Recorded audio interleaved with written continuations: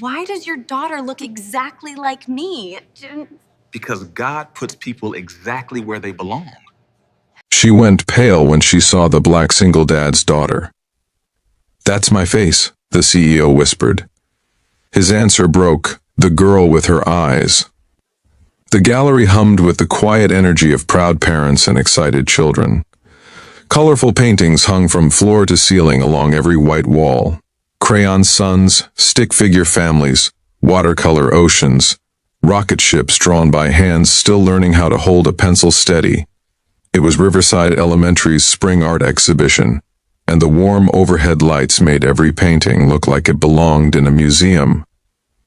Marcus Caldwell stood near the center of the hall, one broad hand resting gently on his daughter's shoulder, the other holding a paper cup of apple juice he hadn't touched. At 6'2", with the kind of build that made folding chairs look insufficient, Marcus had a way of drawing attention in any room, but tonight, people weren't looking at him. They were looking at Lily. His 11-year-old daughter stood in front of her painting with the confidence of someone twice her age, explaining her work to two other parents with clear, careful words. She had long brown hair pulled back in a pink bow, and eyes the color of still ocean water, bright blue, startlingly so, the kind that made strangers do a quiet double-take. Her canvas showed a man and a small girl standing beneath an enormous oak tree, watching fireflies blink in a painted summer night. "It's me and my dad," Lily said simply, as if those 5 words explained the whole universe. For Marcus they did. He smiled so wide it almost hurt. He had adopted Lily when she was 4 days old. She had been found at County General Hospital, wrapped in a soft yellow blanket, with no note, no name, and no family listed. The nurses had contacted him within hours. Marcus had been on the foster to adopt list for 2 full years, specifically requesting a newborn. The moment he walked into that hospital room and Lily wrapped her tiny fingers around his thumb, the entire direction of his life shifted without a sound. She was his. She had always been his. 11 years had passed in what felt like 11 seconds. He had raised her alone through sleepless newborn nights, toddler tantrums, first-grade meltdowns, and the terrifying first day of middle school. He had learned to braid hair from YouTube tutorials at midnight. He had sat on the floor of her bedroom and cried with her when the kids at school asked why her dad was black and she wasn't. He had told her the same thing every time, because families aren't built with matching skin, they're built with showing up. "And I will always, always show up." She had believed him. He had made sure of it. Marcus was watching Lily describe the fireflies when he noticed the woman. She stood near the gallery entrance in a red satin blouse and gold jewelry, the kind of woman who made every room sit up a little straighter when she entered.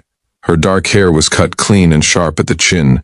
She held her phone loosely, her eyes scanning the room with the expression of someone searching for something they didn't know was missing. Then her eyes landed on Lily. Marcus watched the color leave her face in a single second. He knew looks. He had received every kind of look a black man raising a light-skinned daughter could receive. Curious, ignorant, calculating, well-meaning, and still wrong. He had developed a quiet patience for all of them, but this was something else entirely. This woman was not looking at him. She was looking at Lily the way a person looks at something they buried 11 years ago, and never expected to see standing upright and breathing in a room full of children's paintings. She crossed the gallery in a straight line, stopping 2 feet in front of him, and her voice, when it came, was barely above a whisper. "Why does your daughter look like me?" The room continued around them, parents laughing, children pointing, someone's toddler pulling a painting off the wall. But for Marcus, everything went completely still. He looked at the woman, then he looked at Lily, who had turned toward the stranger with her head tilted in the focused, curious way she always gave to things that mattered. In the gallery light, standing side by side, he saw it. The same ocean blue eyes, the same high cheekbones, the same subtle lift of the chin when uncertainty crept in. Lily was 11 years old and already the mirror image of who this woman must have been 3 decades ago. The resemblance wasn't close. It was exact. Marcus breathed in slowly. "What's your name?" he asked. "Elena Crawford." Her voice steadied, but barely. "CEO of Crawford Consulting." I was invited here for the school's donor event this evening. I walked through the door and I saw..." She stopped, pressed her lips together hard.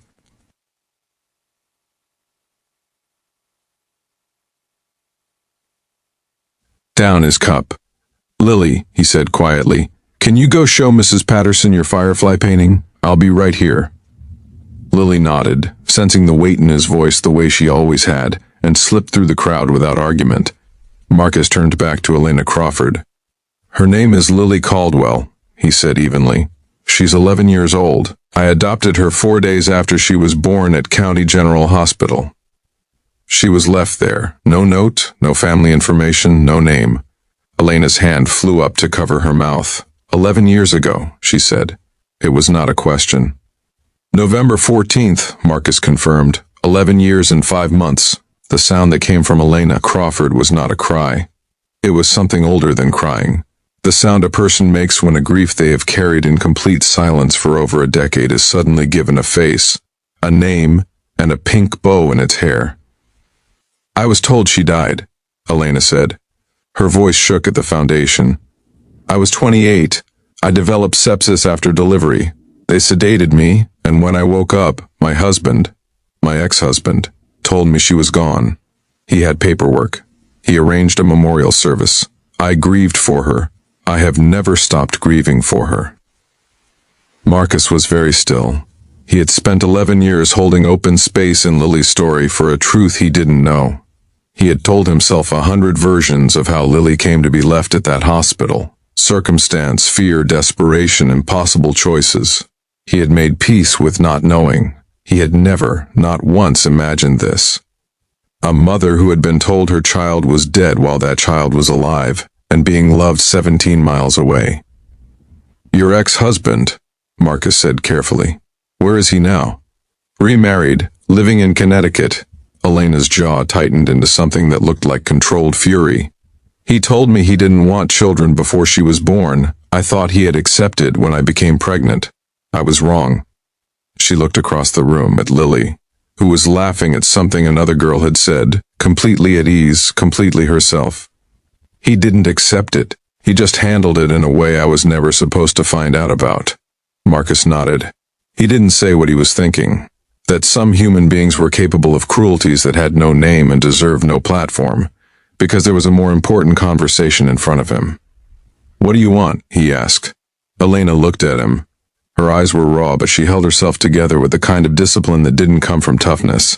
It came from years of having no other choice. "I don't want to take her from you," she said immediately. I can see what you've built. I can see who she is." She looked at Lily's painting on the wall, the man and the girl beneath the oak tree, the fireflies, the way little Lily had painted her father's arm around her shoulders in careful, loving strokes. "God, been loved completely. That's not something I would ever try to undo." "She has been," Marcus said, "every day. I just want her to know the truth," Elena said quietly, "that she was not abandoned. She was taken from me before I could choose. I want her to know that I looked for something of her in every room I walked into for 11 years, and I never stopped. I want her to know," her voice finally broke, just slightly, "that she was wanted so badly." Marcus looked across the gallery at his daughter. He thought about the night Lily was 7 years old, sitting on the kitchen counter in her pajamas watching him make pancakes, and she had asked, in the casual, sideways way children ask the questions that cost them everything to ask, "Dad, do you think my real mom thinks about me?" He had told her, without a single second of hesitation, "I think she thinks about you every single day, baby." He hadn't known if it was true. He knew now. Lily deserves to know where she came from, Marcus said. And she deserves the truth, that nobody left her.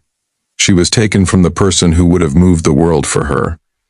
He looked at Elena Crawford directly. She has a father who isn't going anywhere. Now she can know she also has a mother who never let go. Elena pressed both hands flat against her sternum, as if she were physically holding herself together. Across the room, Lily looked up. She saw her father's face, steady and open and full of the particular honesty she had trusted her entire life. She saw the woman beside him, and the way the woman was looking at her. Slowly, with the quiet instinct of a child who had always known how to read a room, Lily walked back across the gallery floor. She stopped in front of Elena. She studied her face. The blue eyes, the cheekbones, the shape of the jaw, with the focused calm of someone who understood, on some wordless level, that this moment was not ordinary. "Are you okay?" Lily asked. Elena looked at her, really looked at her, and smiled through tears she didn't try to stop. "I am now," she said. Lily glanced up at her father. Marcus gave her one slow nod. Lily looked back at the woman with her eyes and her cheekbones and her great-grandmother's chin. With the open and generous heart that 11 years of absolute love had given her, she reached out and took Elena's hand. "My dad makes really good pancakes," Lily said. "If you ever wanted to come over sometime." Elena laughed, real, startled, full, the most honest sound she had made in more than a decade. And Marcus Caldwell, single father, first family, the man who had loved a 4-day-old stranger into the most extraordinary person he had ever known, stood in the warm gallery light and watched something that had been broken for 11 years begin, slowly and carefully and with great tenderness, to heal.